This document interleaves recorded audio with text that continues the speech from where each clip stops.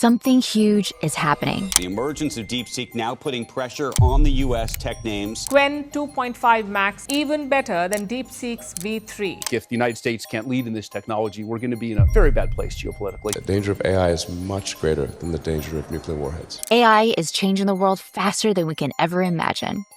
But it's China, not the US, that seems to have the upper hand in this new world of algorithms, data, and innovation. And recent events, from the banning of TikTok to the mass migration to alternative platforms like Rednote, as well as the power of new AI models like DeepSeek, are reshaping the global digital landscape. But here's the question. What happens if it's China, not the US, that becomes the undisputed leader in AI and thus the entire world? Will it be as scary as thought leaders in the US make it out to be? DeepSeek. Investment from Taiwan. China become one of the players. A Chinese company should be a wake-up call for competing to win. Hey guys, just wanted to take a quick break to talk about generative AI and the cool new technology that's out there. Midjourney was so 2023.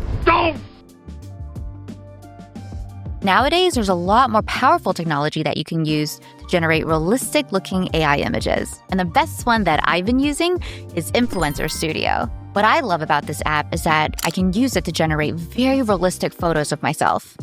And it's kind of shocking what it can do. For example, my YouTube banner was designed with this app to make a picture of myself looking like a cyborg. And it's so cool. This app was made for influencers, or even people who want to make AI influencers. And it makes it really easy to generate social media posts at scale. This app is great for entrepreneurs who are trying to do product shots for their online stores. It's also great for clothing brands who want to generate photos of models wearing their clothes. And of course, it's great for YouTubers like myself who are trying to generate B-roll for their videos. So try it out today and let me know how you guys like it. For most of the past decade, China barely registered in the Western tech scene. Silicon Valley reigned supreme with Facebook, Google, Twitter, you name it. And then TikTok happened. Born from China's Douyin, TikTok exploded on the global stage, capturing millions of users hooked on bite-sized videos and a recommendation algorithm that seemingly reads your mind. I even found myself scrolling for hours and posting videos. See how I come to work? I'm very demure. See, I'm very cute. See, I'm very demure. I'm very considerate, very approachable, very... But with ByteDance at the helm, Western governments got nervous, especially the US. They feared data misuse, surveillance, and a Trojan horse for Chinese influence.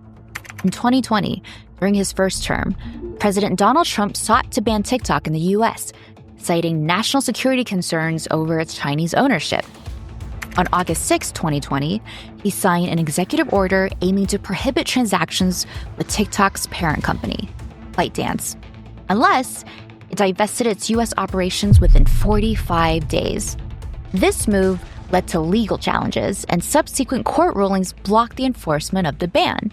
Your TikTok employees that live in China, they must cooperate with Chinese intelligence whenever they are called upon. This is one of the many devastating examples of children losing their lives. Congressman, as a father myself, my question people, is, it's do heartbreaking. you find that good faith moderation? We rely on age gating as our key age assurance. Age gating, which is when you ask the user what age they are. We do not collect body, face, or voice data to identify our users. I find that hard to believe. Then, in 2024, under President Joe Biden, Congress passed the Protecting Americans from Foreign Adversary-Controlled Applications Act, mandating that ByteDance sell TikTok's US operations by January 19th, 2025, or face a nationwide ban.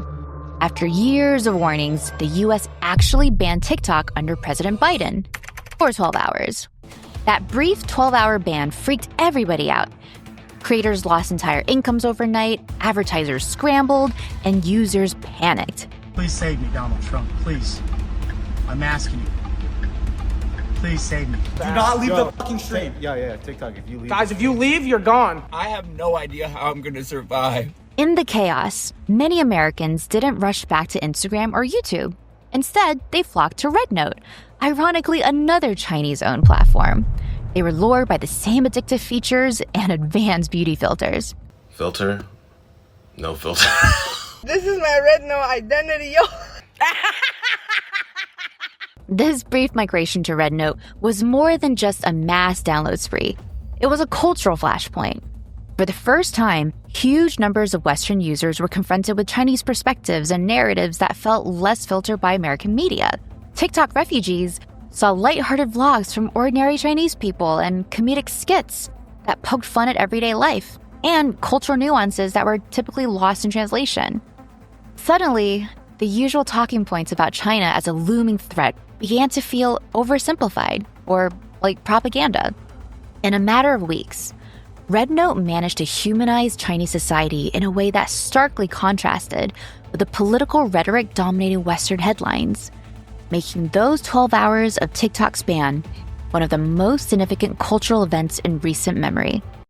Yeah. You know what? Hell yeah. Yeah. So here we are. TikTok remains a lightning rod for controversy. And as of today, TikTok is back.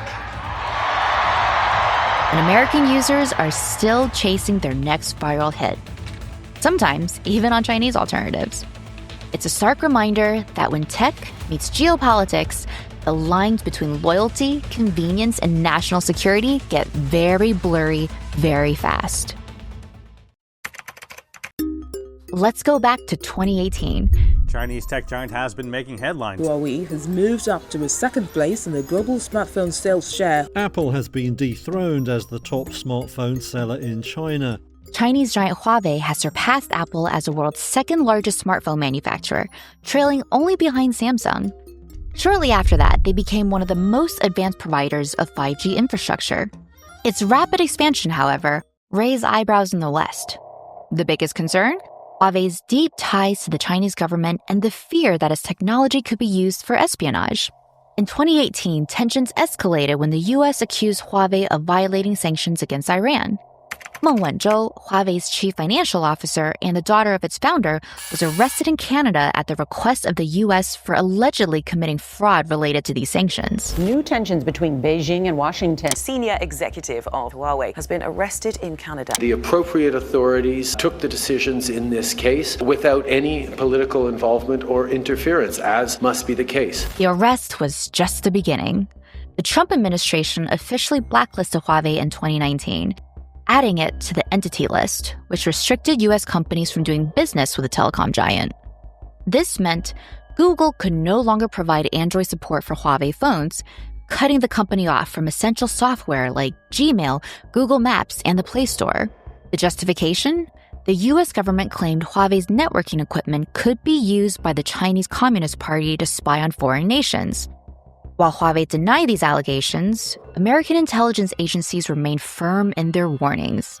The Huawei ban sent shockwaves through the global tech industry. Many U.S. allies, including the UK, Australia, and Japan, followed suit by limiting or outright banning Huawei's 5G infrastructure in their countries. But what does this mean for the rest of the world? Huawei's tech is vastly superior in 5G speeds. Countries that use Huawei will have much faster internet speeds, while the U.S. will be stuck using inferior infrastructure. Japanese and British companies are cutting ties with Huawei. From the end of this year, telecoms operators must not buy any 5G equipment from Huawei. Huawei is something that's very dangerous. DeepSeek R1 was one of the most important models to come out of China just earlier in 2025. However, since then, there's already been new models out of China that seemingly beat R1 in certain tasks, including Alibaba's Qwen 2.5. But the biggest reason R1 was so impressive is because it performed as well as OpenAI's top O1 model, while being 96% more efficient. While OpenAI spent billions training their O1 model, DeepSeek R1 costed a reported of only $6 million. And what's even more unbelievable, the model is completely open sourced. Notably, this caused the crash of the stock market for a few days as the markets decided that the demand for high-performance chips may be crashing due to lower costs needed to train AI models. Unlike in the West, China's AI industry benefits from coordinated government policy and funding. This synergy accelerates breakthroughs and deployments on a massive scale, especially in surveillance, data processing, and consumer applications. Here in Shenzhen, you feel the momentum. Researchers and entrepreneurs are racing to build the future. The question on everyone's mind, can the West keep up? Chinese tech giant Alibaba launching an advanced reasoning AI model overnight. Robots will not completely replace human jobs in the short term. We should take the development out of China very, very seriously. Robots building robots. AI systems thrive on data, and China's massive population provides an enormous data reservoir. You see, if China outpaces the West in AI research, it could set the global standards for everything, from autonomous vehicles to smart cities.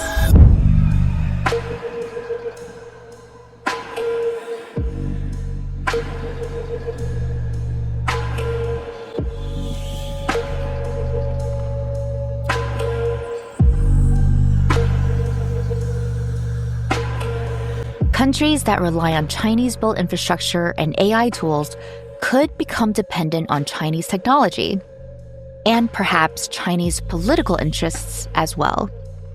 This dependency could change global alliances, trade policies, and even security structures.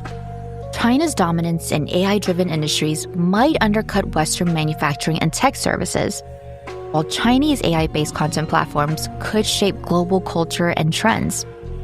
This is where the lines between entertainment, propaganda, and genuine innovation starts to get blurry. The AI revolution isn't coming, it's already here. And the battle lines for global dominance is drawn in the algorithms that shape our feeds, our jobs, and our societies. China's rise in AI isn't just a business story, but it's a story about power, freedom, and the future of humanity. So, as governments are busy banning apps and platforms, and as people are migrating to their newest digital homes, the real question that we should all be asking is, who should be holding the keys to the most powerful technology in the world? And on what terms?